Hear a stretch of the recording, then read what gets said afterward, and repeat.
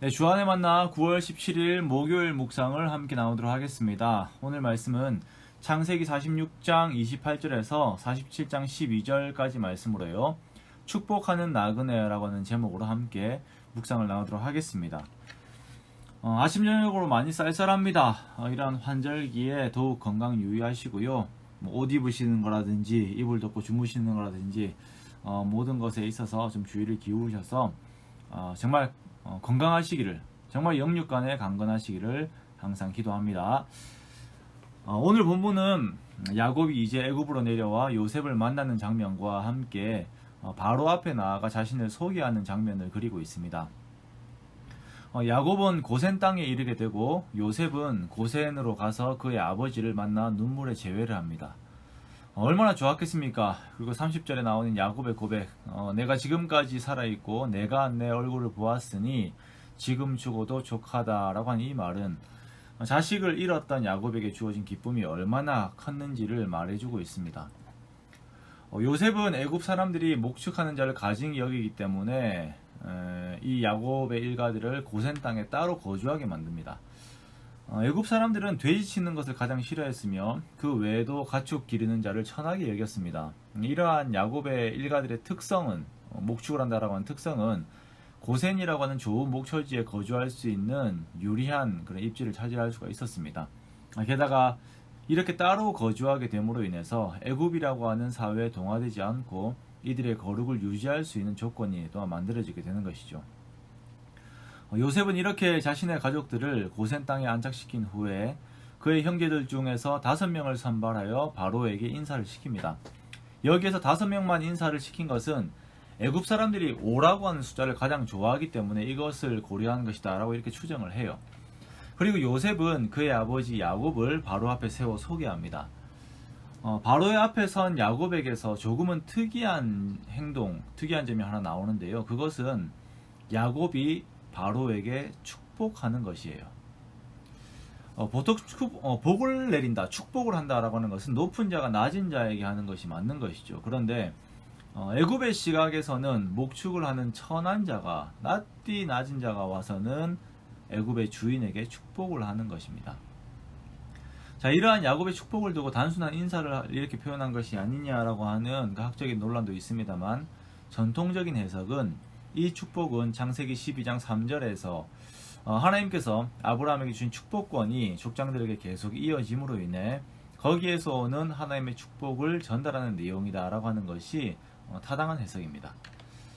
창세기 12장 3절은 너를 축복하는 자에게는 내가 복을 내리고 너를 저주하는 자에게는 내가 저주하리니 땅의 모든 족속이 너로 말미암아 복을 얻을 것이다 라고 하신지라고 하는 이 말씀이 그 족장들의 축복권을 의미하는 그 이야기예요. 야곱은 바로 앞에서의 그의 신분이 아주 미천한 자입니다. 그리고 그의 삶 또한 너무나도 험악한 삶을 살았어요. 바로가 야곱에게 묻지요. 너의 나이가 몇 살이냐라고 물어봅니다. 이것은 야곱의 외적인 모습으로는 도저히 나이를 가늠할 수 없을 정도로 그 고생의 흔적이 그에게 있는 것입니다. 그래서 야곱이 바로에게 말합니다. 내 나그네 길의 세월이 130년입니다. 우리 조상들의 연조에 미치지는 못하지만 험한 세월을 보내었나이다 라고 이렇게 이야기를 해요. 야곱의 삶, 나그네의 삶이고 험한 세월을 보내었습니다. 그가 에서를 피해서 바단 아람으로 도망할 때 나이가 77세 정도로 추정을 합니다. 거기에서 20년 동안 온갖 고생을 다하고 에서와의 상봉 앞에서 마음고생을 하죠. 가나안에 와서도 딸 디나의 사건이 있었고 아들들로 인해서 곤란을 겪게 되고 또한 요셉을 잃어버리고 그리고 지금 큰 기근을 겪게 되면서 애굽으로 내려오게 된 것입니다. 자, 이러한 삶이 과연 바로 앞에서 축복을 이야기할 수 있는 인생인가?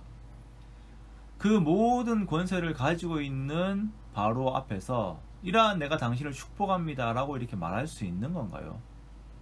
외적으로 보면 전혀 그렇지 않습니다. 자, 그러면 이 축복은 어떤 의미입니까? 자, 여기서 보았을 때 중요한 것은 축복의 내용이 아니라 이 모든 축복을 주시는 축복의 근원을 전한다라는 것이에요.